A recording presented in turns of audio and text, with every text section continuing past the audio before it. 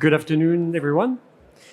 Thank you. I see a lot of friendly faces, great. So this afternoon I will be talking about liquid hydrogen and how we can use liquid hydrogen for decarbonization of different processes, different activities, starting from some industrial trials that and I will give a few examples of that, and mobility applications going to maritime. So I'm Erwan Bruneau, I'm working for Air Products. I've been doing so for over 20 years now, a long time, a bit of a dinosaur in the hydrogen energy world. I've been 15 or 16 years in hydrogen energy, which was a lucky place to be, to see that evolution in hydrogen energy, the new application, the new mode of use of those. So who is Air Products? For those who don't know, we can talk further at our booth, which is just 180 degrees that direction, 20 meters. If you want to ask questions following that presentation, I'll be there with my colleagues to answer, of course. So who's Air Products? We are 20,000 employees, companies around the world, 80 countries. We operate, obviously, a lot of gas systems.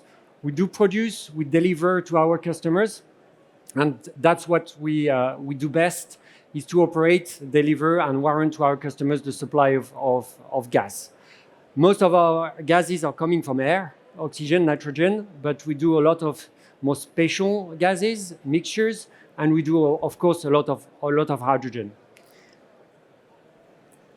Hydrogen is really part of the DNA of Air Products, because since the 1950s, we've been engaged into multiple programs in the US for the supply of hydrogen, starting with the US Air Force testing jets powered by hydrogen, but also the space program from NASA. So it's been really, it was really the birth of hydrogen for Air Products. We had very nice type of names for our plants. We did build the first hydrogen liquefiers in the US in the 1950s, as I said, and we call Mama Bear and Papa Bear. They were really the first one, initiating a long list of additional liquefiers in the future.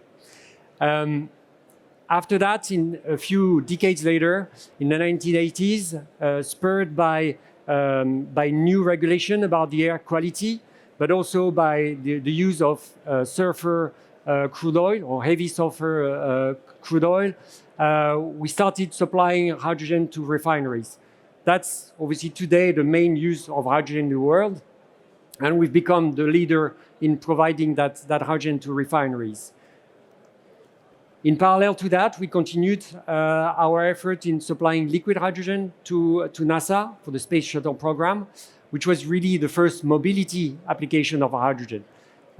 We continued in the years 2000s, after some trials in the 90s, doing other vehicles, buses, cars, and anything that floats and flies. We've been supplying hydrogen for those applications and exceeded 1 million fuelings in 2012. We continued after that, developing our strategy and really leveraging this expertise in innovation, in technology around hydrogen. We are really developing a new strategy for the future to support the demand for more hydrogen for a more sustainable world. This map really illustrates that approach, that change of approach. Obviously, today we have over 100 facilities around the world producing hydrogen, totaling over 9,000 tons per day produced of hydrogen, but obviously gray. So we're looking in the future now with $15 billion of investment in new facilities around the world. And to give the scale, it's almost 50% of the existing capacity that we are building up that will be operational in the next 5 years.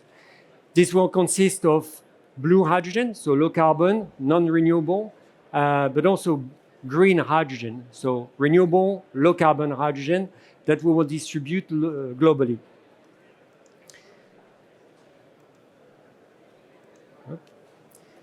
So we see these projects, sorry, I went a bit too fast.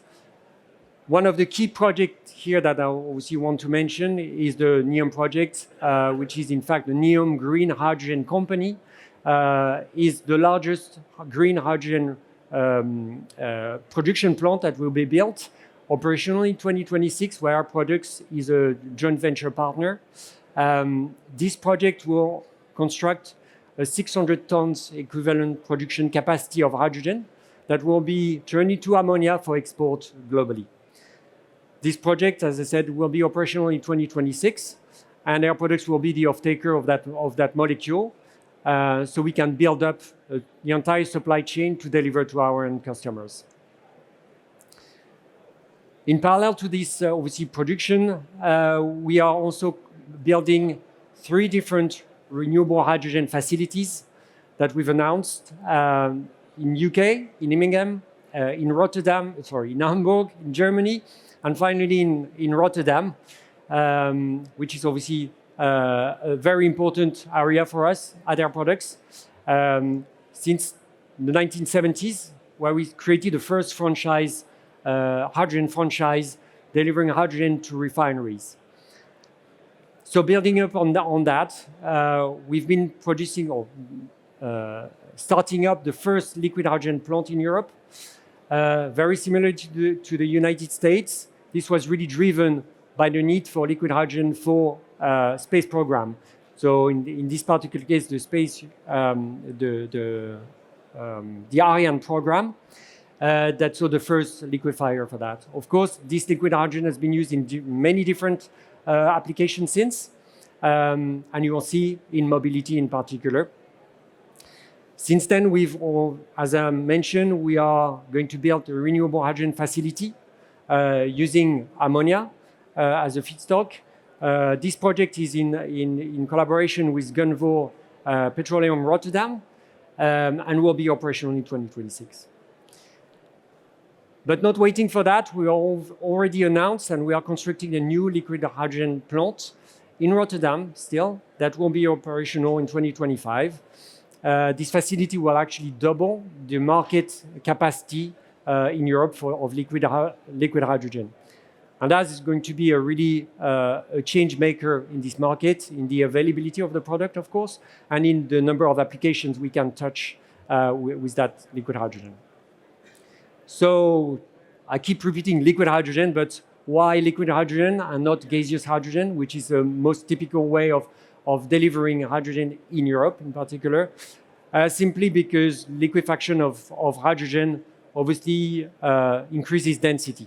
By obviously cooling down hydrogen to about minus 260 degrees C, we obviously increase the density. We have it in the most dense possible way, which helps a lot in certain number of applications.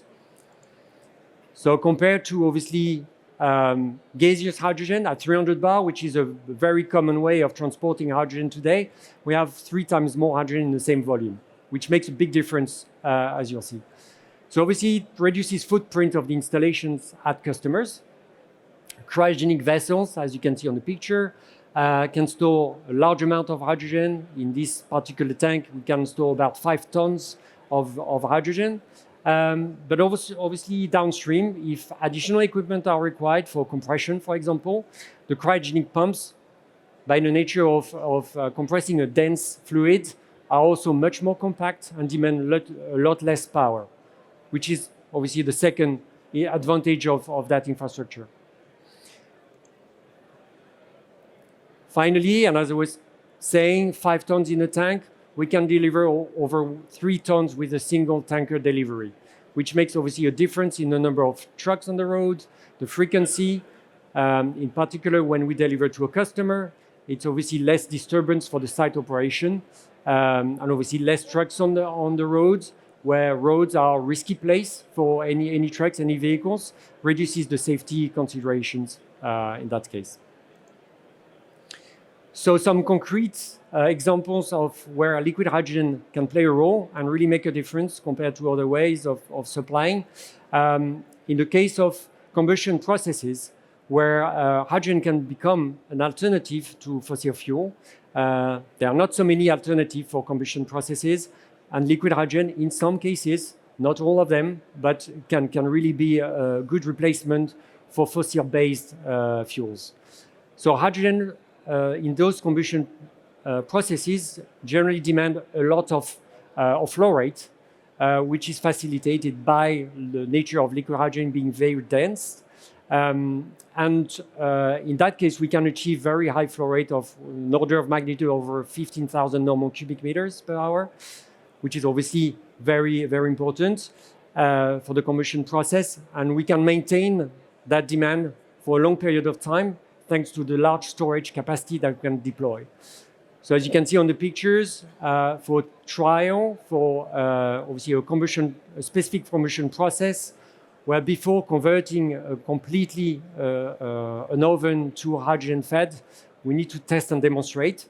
For 5 days, we can supply the required amount of hydrogen for that purpose. Obviously, as I mentioned, the supply chain is not extensive. We need to maintain delivery regularly for that trial period, but it's something which is totally doable. Other example of where liquid hydrogen can be used for decarbonization, captive fleets of vehicles running on hydrogen fuel. In this particular case of hydrogen buses, hydrogen is fueled at 350 bar, and liquid hydrogen associated with our cryogenic compression technology allows the pressure to be achieved easily with reasonably sized machines and achieve very high flow rate of 250 kg per hour. So we're able to maintain to support a fleet of over 100 vehicles within a relatively small footprint of about 400 square meters, so about 20 meters by 20 meters, with all the infrastructure, and we're able to maintain a reliable supply, which is essential to a bus operator who cannot afford to have 100 buses off the road because the fuel is not available. So we achieve very high availability with that system, with redundancy in the compression and other features. So taking that technology to the next step, looking at heavy-duty mobility, road mobility. We're looking at deploying fueling stations for trucks in particular, where the demand in terms of capacity is even higher. The pressure at which we refuel vehicles is even higher. We refuel at 700 bar, and we need to do that fast and efficiently. So our CHC technology, as I was mentioning, allows that to happen. We can compress up to 900 bar the gas, allowing the fueling of those vehicles in a fast mode, 10 to 15 minutes per vehicle, and within a relatively small footprint. Going forward, we see also the use of liquid hydrogen directly as a fuel on board the vehicle to become really a change maker. As was announced and showed by Daimler, they achieved 1,000 kilometers range with a single tank, full tank. And that's the path we believe in as well. So our technology adapts pretty well. We can supply the liquid directly into the vehicle according to that specific protocol, the subcooled liquid hydrogen that we refer to as SLH2, and that will become at least available in the future. Maybe not the norm yet, but we expect so. But most importantly, I think let's not forget that why we're doing all of this. Energy transition, reduction of emissions, and all of this is very nice technology-wise, but the most important is to ensure and we warrant that hydrogen is low carbon. And that's the essential piece of the energy transition aspect that obviously we have to maintain. The approach we have to manage the entire supply chain allows us to actually monitor the entire CO2 footprint over the supply chain and warrant to our end customers that this fuel is hydrogen, is low carbon hydrogen. And this low carbon hydrogen will also have new applications, in particular in the maritime, where it can really become an opportunity for ships operators to achieve their targets and their plans to decarbonize. Once hydrogen is certified as a renewable fuel from non-biological origin, RFNBO, as often referred to, it can really support their approach. Obviously, Right now, infrastructure doesn't exist in ports to actually refuel those ships. So we see two ways of actually supporting that transition. First mode is through a swap of tankers. So we actually don't fill storage on board the ship, but we actually swap full for empty. So that allows to minimize, obviously, the infrastructure at ports. That allows to have to facilitate the operation of the ships in any ports that they want to use. The second, obviously, more traditional way of supplying them through mobile systems is at least what our product wants to offer, is to be able to supply the liquid fuel to the ship at the ports where the operator wants to go within the time frame that they allow for typical refueling of their ships. Again, all of that is only possible if we work at making the hydrogen zero carbon or low carbon. That's really what we want to do to maintain and generate a cleaner future. So if you have any questions, as I said, please join us just on 20 meters away from here at our booth, and we'll be happy to answer your questions. Thank you.